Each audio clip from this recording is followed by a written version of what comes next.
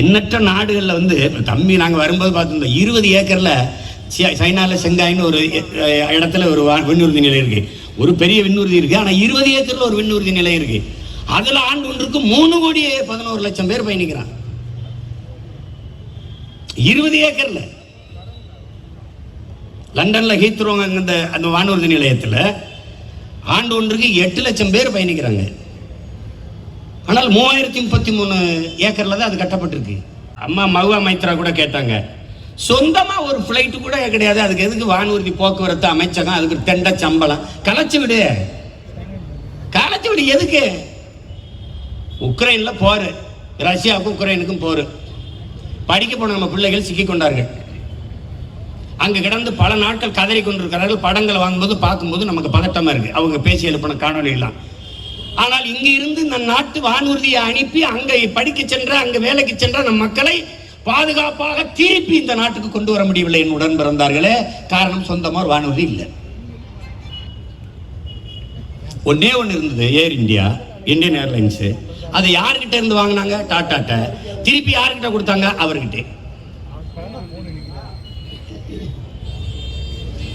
இவர்கள் இந்த விமானத்தெல்லாம் பத்தி கவலைப்பட மாட்டாங்க, புஷ்பக விமானம் தான் அவங்களுக்கு. ஏன்னா வீர சவர்க்கெல்லாம் பார்த்தீங்கன்னா சிறையில இருந்து புல்புல் குருவி இருக்கு பாருங்க, இந்த நண்டி இருக்கும், பொறிச்சு விழுந்த கோழி குஞ்சு அளவுக்கு இருக்கும், அது ரெக்கையில ஏறி பறந்து போனோம். அந்த மாதிரி விமானங்கள். ஐயோ ஐயோ, இந்த பைத்தியக்கார பைலட் நம்ம சிக்கிக்கிட்டு பெரும்பாடா. வளர்ச்சி என்றால் ஒரு நாடு தன் நாட்டு குடிகளுக்கு, பிள்ளைகளுக்கு தரமான, சரியான, சமமான கல்வியை கொடுக்க அதை நோக்கி நகர்கிறது, அதை நோக்கி செயல்படுகிறதுனா அது வளர்ச்சி, அதை நோக்கி போகுதுன்னு அர்த்தம். உயிரை காக்கும் மருத்துவத்தை ஆக தரமாக தன் நாட்டு குடிகளுக்கு, ஏழை பணக்காரன் என்று பாகுபாடின்றி இந்த நாட்டின் முதல் குடிமகனுக்கு என்ன மருத்துவம் கிடைக்குமோ அது கடைகோடி குடிமகனுக்கும் கிடைக்கிற ஒரு வாய்ப்பை ஏற்படுத்துவதற்கு முயற்சிக்குது என்றால் அது டெவலப், அது வளர்ச்சி. சாலைக்கு பேர் தேசிய நெடுஞ்சாலை, ஆனால் 50 கிலோமீட்டருக்கு 50 ரூபாய் கப்பம் கட்டணும், வசூலிக்கிறேன் தெரியாரு முதலாளி. இது யாரு காசு? யார் காசுல சாலை போட்டீர்கள்? மோட்டர் பைக்கு ரோடு டாக்ஸ், ஸ்கூட்டருக்கு ரோடு டாக்ஸ், ஆட்டோக்கு ரோடு டாக்ஸ், லாரிக்கு ரோடு டாக்ஸ், கார் வாங்க மகிழ்ந்து எல்லாத்துக்கும் ரோடு வரி, சாலை வரி இருக்கிறதே. என் வண்டிக்கு 3 லட்சம் ரூபாய் நான் ரோடு டாக்ஸ் கட்டிருக்கேன். ஆனா எந்த ரோட்ல ஓட்டுவதற்கு என்று கேட்டால் உங்களிடத்தில் பதில் இருக்கிறதா? ஆனாலும் டோல் குறுக்க. அந்த காலத்துல திருட்டு பைய முகமுடிய போட்டுக்கிட்டு சரக்குன்னு அப்படி கச்சையை கட்டி என்ன வச்சிருக்கா குடு, பையில என்ன வச்சிருக்கா குடுன்னு ராத்திரியில சாலையில மறிச்சு பணத்தை பறிப்பான். இப்ப ராத்திரி இல்ல, பகல் இல்ல, எப்பவும் கட்டையை குறுக்க போட்டு என்ன வச்சிருக்கா எடு. அது அது அது ரா கொள்ள, இது ரா பகல் கொள்ள. என்ன இருக்கு? ஒண்ணுன்னு உங்களுக்கு சொந்தமா ஒண்ணு இருக்கா? எல்ஐசின்னு ஒண்ணு இருந்தது, அதுவும் பங்கு தனியாருக்கு விற்கப்பட்டுருச்சு. முன்னாடிலாம் ராணுவ ரகசியம்னு ஒண்ணு பேசிட்டு இருப்பாங்களா, ராணுவ ரகசியம். இப்ப ராணுவமே இல்லை, உனக்கு எங்க ரகசியம்? எங்க இருக்கு சொல்லுங்க? இருக்கா? முதல்ல சீருடையை தனியார் கொடுத்தாங்க, அப்புறம் அங்க சாப்பாடு போடுற கேண்டீனை தனியார் கொடுத்தாங்க, அப்புறம் நெஞ்சு கவசம், அப்புறம் துப்பாக்கி தயாரிப்பது, தோட்டம், எல்லாமே பிரைவேடைசேஷன். பாதுகாப்பு கருவிகள் உற்பத்தி செய்வதில் முழுக்க முழுக்க அந்நிய முதலீடு. அப்புறம் என்ன உனக்கு பாதுகாப்பு இருக்கும்? என்ன உனக்கு ரகசியம் இருக்கும்? பீரங்கி எங்க வாங்குற? இஸ்ரேல்ல. எங்க வாங்குற? பிரான்ஸ்ல போய் நீ ரபேல் விமானம் வாங்கிட்டு வர்ற, போர் விமானம் வாங்கிட்டு வர்ற, அதுல 200 கோடி ஊழல். பிரான்ஸ்ல போர் விமானம், அமெரிக்கால துப்பாக்கி, ரஷ்யால தோட்டா, இஸ்ரேல்ல பீரங்கி. இதெல்லாம் அப்படி ஒவ்வொரு நாடா பிச்சை எடுத்து வாங்கிட்டு வந்து எந்த நாட்டோட சண்டை போட்டு என்ன காப்பாற்ற போற? மொட்டை கத்தினாலும் சொந்த கத்தியா இருக்கணும் ராஜா. அடுத்த வீட்டுல அருவா கம்பளை வாங்கிட்டு வந்துச்சுட்டு அவனுக்கு நமக்கு சண்டைனா அப்படி. இது ஒரு ரபேல் போர் விமானம் வாங்கினதுல ஊழல். அந்த ஃபைல் எங்க, அந்த கோப்புகள் எங்கன்னு உச்சநீதிமன்றம் கேக்குது. அந்த கோப்புகள் காணாம போயிடுச்சு, ஃபைல் காணாம போயிடுச்சுன்னு நாட்டின் பாதுகாப்புத்துறை அமைச்சகம் சொல்லுது.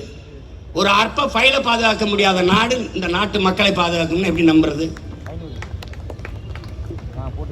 கேட்டா டெவலப், வளர்ச்சி. ஏர்போர்ட் வந்துருச்சுன்னா வளர்ந்துருமா? இப்ப இருக்கிற ஏர்போர்ட்ல என்ன வளர்ந்துருக்கு காட்டு, என்ன வளர்ந்துருக்கு காட்டு. சீமானுக்கு போட்டா பிஜேபி வந்துடும், சீமானுக்கு போட்டா பிஜேபி வந்துடும். ஒரு நல்ல ஆண்மகன் வீரன் இருந்தான், நான் இருக்கிற வரை அவன் வர முடியாதுன்னு தானே சொல்லணும். அவன் தானே வீரன், அவன் தானே ஆண்மகன். அவன் வந்துருவான், அவன் வந்துருவான், கதவை போட்டு சன்னலை போட்டு. இல்ல நீ என்னடா இது? நான் சொல்றேன், நான் இருக்கிற வரை பிஜேபி எல்லாரும் வளராது.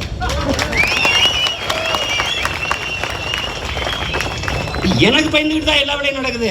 வேலை தூக்குனது எனக்காகத்தான். ஈழத்துல ஓடி போய் 13வது சட்ட திருத்தம், அதுவும் நமக்கு தான், அதுவும் நமக்கு தான். இப்ப செங்கோல் அதுக்கு ஓயாம இந்த ராஜராஜ சோழனையே பேசிட்டு இருக்கானே சீமான், அவன் செங்கோலை தூக்கு.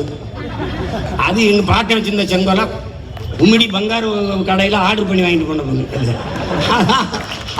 அது உமிடி செங்கோல் வேணா, உமிடி பங்காரு செங்கோல் வேணா சொல்லலாம். அதை வச்சுக்கிட்டு இப்படி பார்த்துக்கிறு.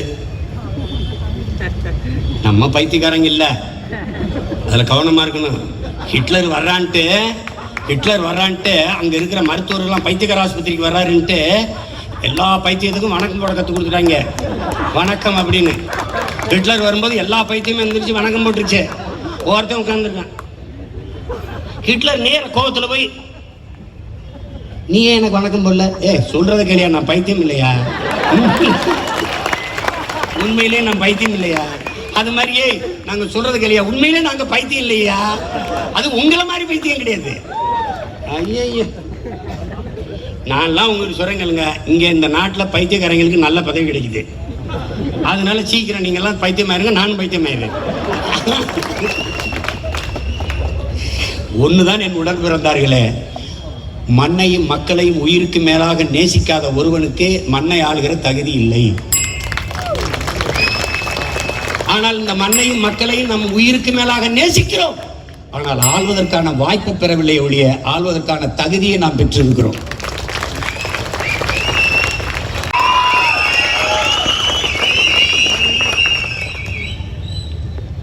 எல்லா துன்ப பூட்டுகளுக்குமான சாவி ஆட்சி அதிகாரம் மட்டுமே என்றார் அண்ணல் அம்பேத்கர்.